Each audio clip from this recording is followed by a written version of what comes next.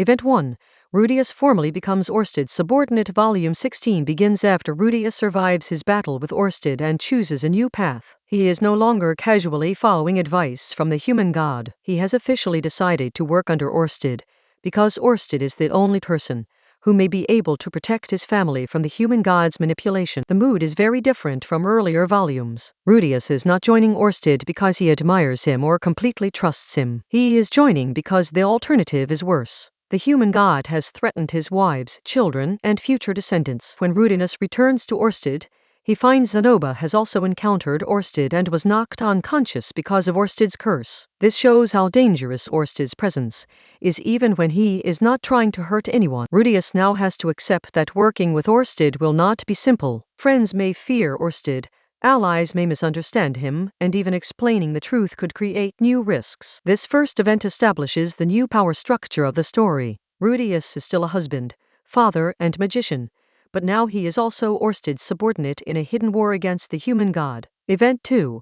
Orsted explains destiny, loops, and Hidegami. Rudius tells Orsted everything he remembers about his conversations with the human god. He explains when the human god appeared, what advice was given, and how that advice affected his life. Orsted listens carefully because Rudius is an unusual person in the flow of history. Rudius's existence has changed events that were supposed to happen in a different way. Orsted explains that fate and destiny are extremely important in this world. Some people have strong destinies, meaning events naturally pull them towards certain outcomes unless someone powerful interferes. The human god seems to have used Rudius as an irregular tool to disturb Orsted's plans. Rudius realizes that his life has not just been a personal journey. His choices have been affecting a much larger battle between hidden forces. This conversation makes the story feel much bigger. The focus is no longer only on Rudius surviving or building a family. Now every political event, friendship, and marriage can become part of a war across timelines. Event 3.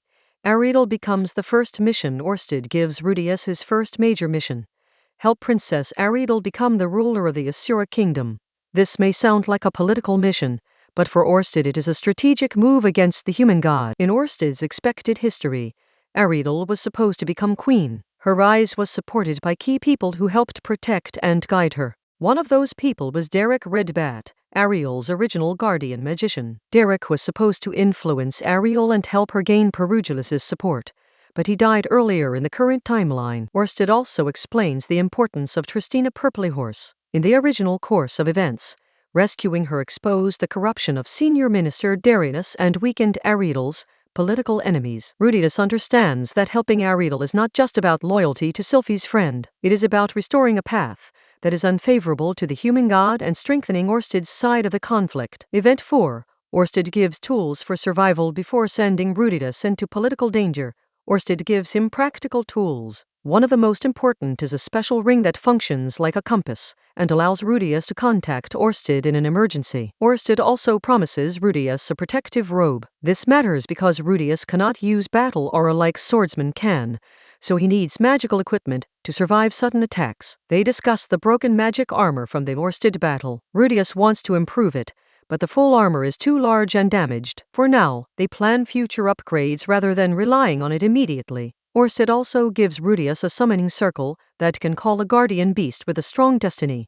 The purpose is simple: protect Rudius's family while he is away. This event shows how Rudius's priorities have changed. He is not asking for power only to win battles. He is building layers of protection around his home before entering a dangerous political mission. Event 5.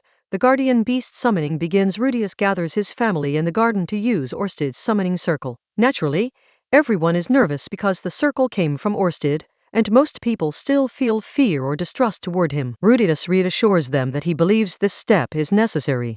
If he is going to face the human god's schemes, his family needs protection even when he is not present. The first summoning does not go as expected. Instead of a guardian beast, the circle summons Arumanfi, one of Perugius's servants. Arumanfi is irritated because the summoning accidentally interrupts his connection to Perugius. With Perugius's help, the mistaken contract is cancelled. This moment is partly comedic, but it also shows how delicate summoning magic can be. One wrong image or connection can produce an unexpected result. Rudius tries again, this time clearly imagining the kind of guardian he wants. The family waits anxiously, hoping the second attempt will protect them rather than create another problem. Event 6. Leo joins the Grerat family. The second summoning produces a large white dog-like beast. At first it seems like Rudius has simply summoned a huge animal, but Eris quickly recognizes something important. The beast resembles the holy beast connected to the Darudia tribe. That makes the situation complicated because the holy beast is not an ordinary pet. It has cultural and spiritual importance. Rudius worries that he may have accidentally stolen something precious from the beast folk. Still, he decides not to cancel the contract because the beast has a powerful destiny and can protect his family. The family names the beast Leo. Leo soon becomes a guardian presence in the Greyrat household, especially around the children. For the story, Leo is more than a cute family pet. He represents Rudius's attempt to make his home safer before he steps into a mission where assassins, apostles, and political enemies may target him. Event 7. Luke asks Rudius to support Ariel. Luke visits Rudius and directly asks for his support in Ariel's attempt to claim the Asura throne. This request puts Rudius in a difficult position because he already knows Orsted wants Ariel to become queen. At the same time, Rudius is suspicious. In Odius's diary, Luke appeared connected to the human god's future manipulation. Rudius cannot ignore the possibility that Luke may be an apostle. Luke denies any connection to the human god. From his perspective, he is acting because he wants to help Ariel, not because some god is controlling him. Rudius does not immediately answer. He needs to consult Orsted, because accepting the request could either help Orsted's plan or walk directly into a trap prepared by the human god. The scene introduces one of the key tensions of Volume 16.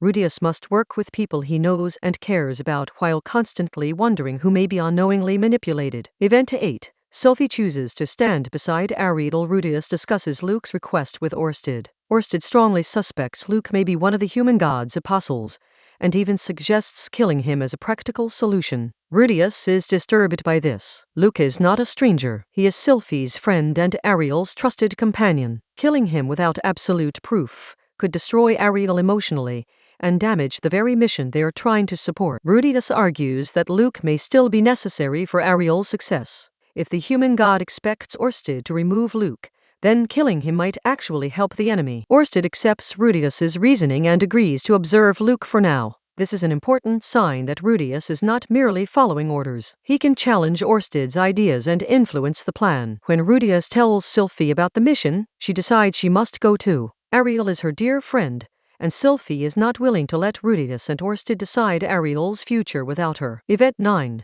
Ariel remembers Derek Redbat. Rudius, Sylphie, and Ariel meet at Chaos Breaker, Perugidus's floating fortress. Ariel appears tired and discouraged because she has been unable to gain Perugidus's support. Perugidus gave Ariel a question. What is the most important quality of a king? Ariel has not found an answer that satisfies him, and without his support her political position remains weak. Rudius asks Ariel about Derek Redbat, the guardian magician who died protecting her. This brings back painful memories for Ariel, because Derek's death was the moment that pushed her toward the throne. Ariel remembers that Derek did not simply protect her body. He entrusted her with a purpose. His final words became part of the reason she chose to become king. This event turns the political mission into an emotional one. Ariel's path is not only ambition.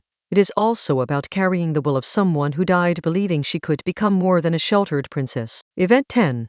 Orsted suggests the book Labyrinth. After hearing Ariel's problem, Orsted suggests searching the book Labyrinth. This is a strange and legendary place said to contain copies of every book in the world. The goal is to find information about the first king of Asura and possibly discover the answer Perugidus wants Ariel to understand. The group prepares to travel through a teleportation circle. The party includes Rudius, Sylphie, Ariel, Luke, Eris, and Ghislaine. Rudius formally introduces Eris and Ghislaine as escorts. This matters because Ariel is about to enter a dangerous place, and she needs fighters who can react instantly if something goes wrong. The book Labyrinth shifts the story from political discussion to fantasy adventure. To win support in the present, Ariel must search through the buried knowledge of the past. Event 11. The party enters the library labyrinth. The group enters the library labyrinth and finds endless halls filled with books. The place feels less like a normal library and more like a living archive of the entire world. At the center of the labyrinth, they discover Demon King Betobe, a massive slime-like being with a huge eye and many tentacles. Bitobe continuously writes and copies books. The group avoids provoking him and begins searching for records about the early kings of Asura. They learn that the idealized history of kings is more complicated than simple heroism. Rudius also finds information about Mikos, special people with strange powers. One topic makes him wonder whether curses, and even Zenith's condition, might someday be helped through deeper knowledge. This event is important because the labyrinth does not only help Ariel, it expands the world's mystery and gives Rudius new hints about problems that still matter deeply to his family. Event 12. Derek's diary gives Ariel her answer. Rudius realizes the book Labyrinth has started copying his own diary. Because his diary includes experiences from an altered future, Bitobe becomes interested in him. Rudius uses this attention to request a specific book. Following Orsted's sketch, he asks for the diary of Derek Redbat. When Ariel reads Derek's diary, she finally understands what he truly felt and what he wanted to leave behind. The answer to Perugivus's question begins forming inside her. The moment becomes emotional, but danger follows immediately. A tear damages the diary, and Bitobe becomes enraged because the book has been harmed. The group is forced to flee while blocking Bitobe's attacks. They escape with the knowledge they needed, but the scene reminds them that even a library can become deadly in this world. Event 13.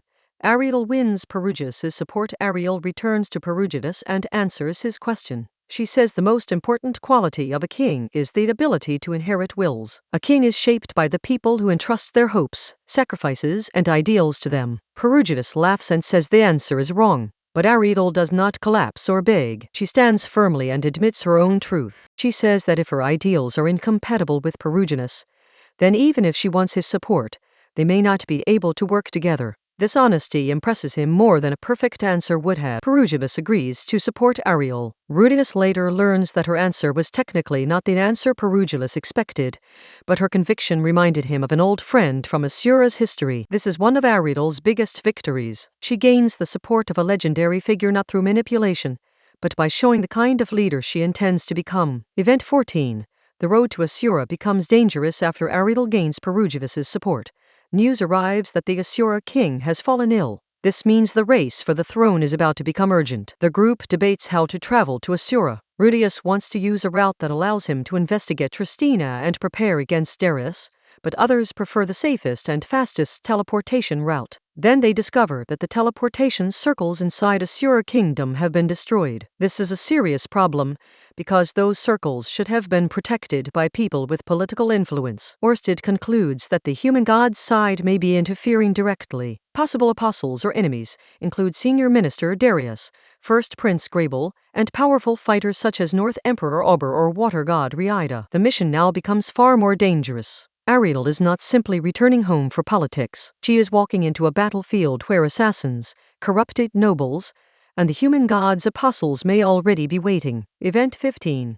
Final preparations before departure. Before leaving, Rudius makes final arrangements at home. Leo begins settling into the Greyret household and acts as a large protective guardian for the children. Rudius meets Cliff and Zenoba and asks for help improving the magic armor. He cannot tell them the complete truth about Orsted, so he carefully hides parts of the situation, while still asking for their support. At the same time, Sylphie, Roxy, and Eris hold a private wives' meeting. Roxy explains that these meetings help prevent jealousy and allow them to speak honestly about their relationship with Rudius. The conversation helps Eris understand the family dynamic. She is strong in battle, but family communication is new territory for her. Sylphie and Roxy help her enter the household more smoothly. Rudius also spends time with Roxy before leaving, because she is pregnant and will stay home. They discuss baby names, making the departure feel both hopeful and painful. Event 16.